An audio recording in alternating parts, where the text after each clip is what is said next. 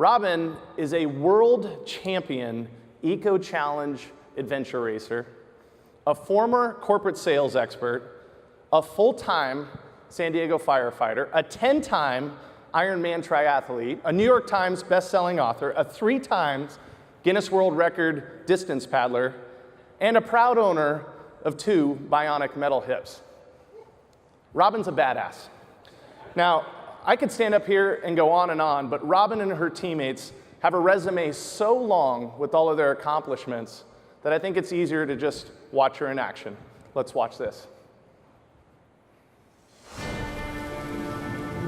NBC Sports presents the 2006 Ford Ironman World Championship. The competitors here range from professional triathletes to lawyers to doctors and many teachers. But there's only one adventure racer who happens to be a female firefighter. I'm not a triathlete. I'm a Rottweiler competing with a bunch of greyhounds. Robyn Benincasa has started and finished this race 3 times before. Ironman taught me how to be hard, how to be just mentally hard and to suffer. And I took that and brought it to adventure racing. And I'm spent. They have traveled here from every corner of the world. For 10 non-stop days and nights, they must hike, mountain climb, paddle, ride, and race through some of the most captivating yet dangerous terrain in one of the last great wilderness areas on Earth. Last summer in the leech-infested jungles of Borneo, Robyn's team brought home the Eco Challenge Championship. We have the Eco Challenge winners. They are on the roof right now. That's Ian, Robyn, Mike, and Isaac. How you doing, guys? And I want to ask you guys, what was the toughest part? It was just so mentally hard. I remember one night in particular, we were laying on the jungle floor with not only bugs crawling around beneath us, but leeches falling from the trees onto us like rain. Oh my ping, God. ping, ping, ping, ping, all over us. Oh my God.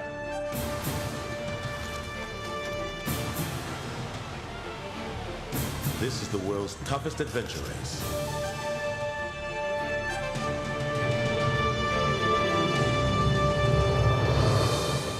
We're going to explore some of the coolest places on Earth, but most importantly, we're going to explore why winners win, and why Veritas and all of your customers and why you are going to continue to win year in and year out, no matter how difficult the challenge or how tough the climb, and especially in those times when change is the only thing that stays the same.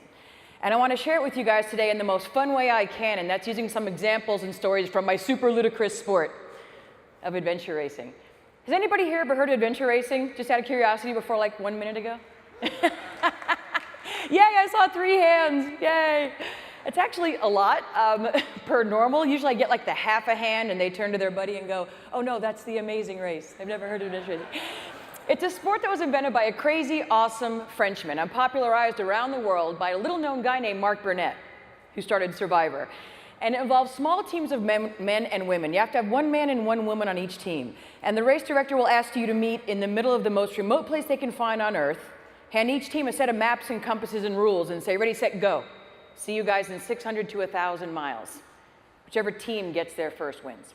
And it's all non-motorized transportation, kayaking, mountain biking, whitewater rafting, mountaineering, and the clock never stops. So if you sleep and when you sleep is all part of your team strategy. So the winning teams will get about an hour and a half of sleep every 24 hours or so. But as if the physical part isn't hard enough, here's the real kicker.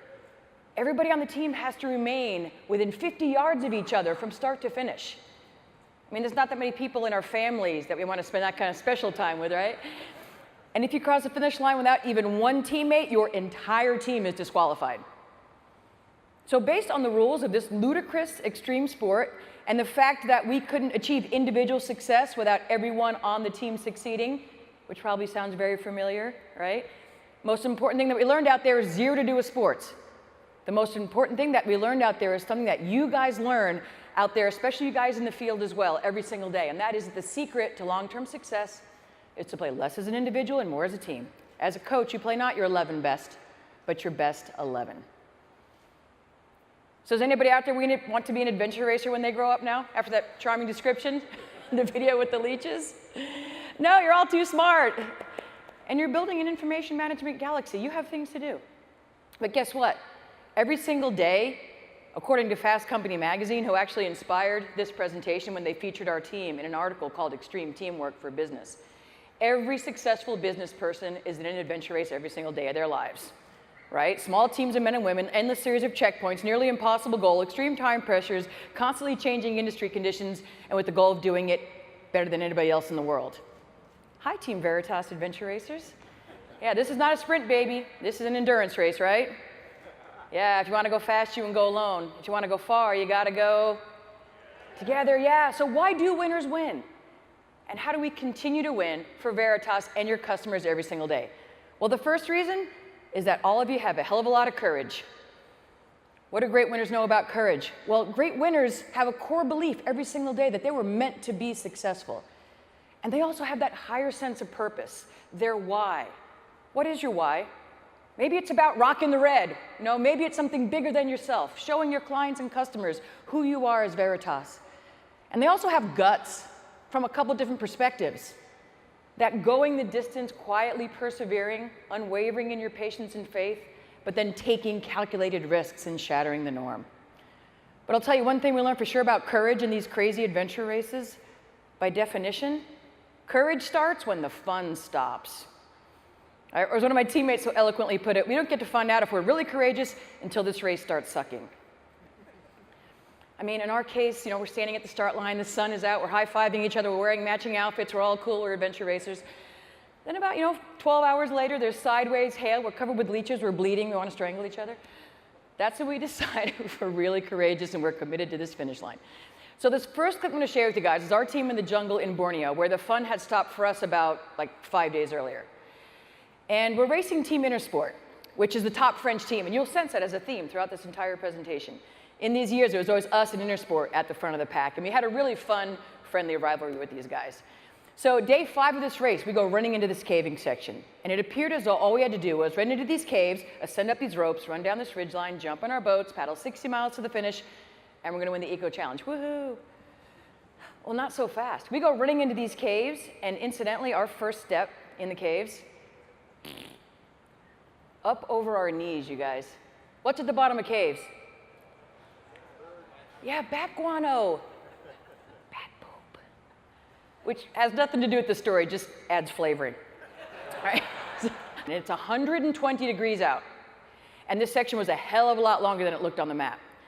And my feet are bleeding, I'm covered with leeches, I've been in the same Lycra outfit for 5 days. Totally dehydrated because we're all out of water now, and I start to get to the end of my rope.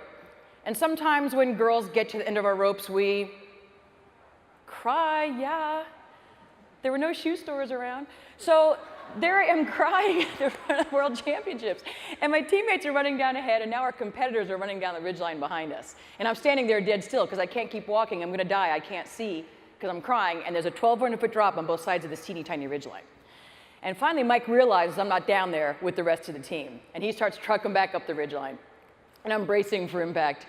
And as he approached, I'll never forget what he said.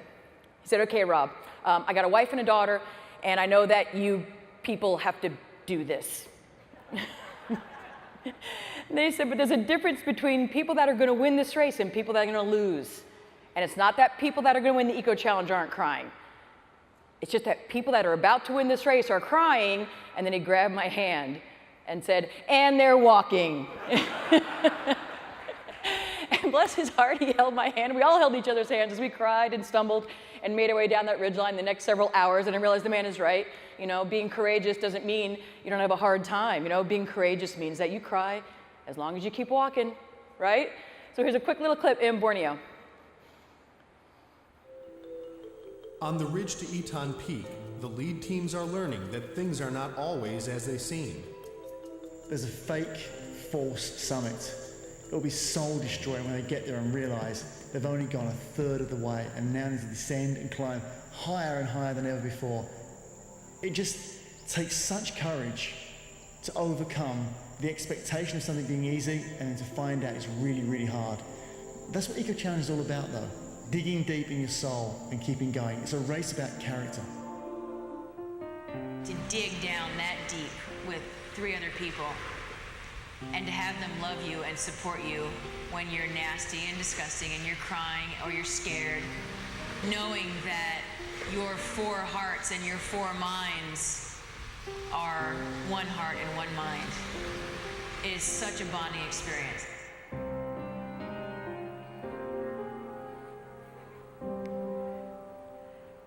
Can I get an amen on the leopard skin lycra? Amen, brothers.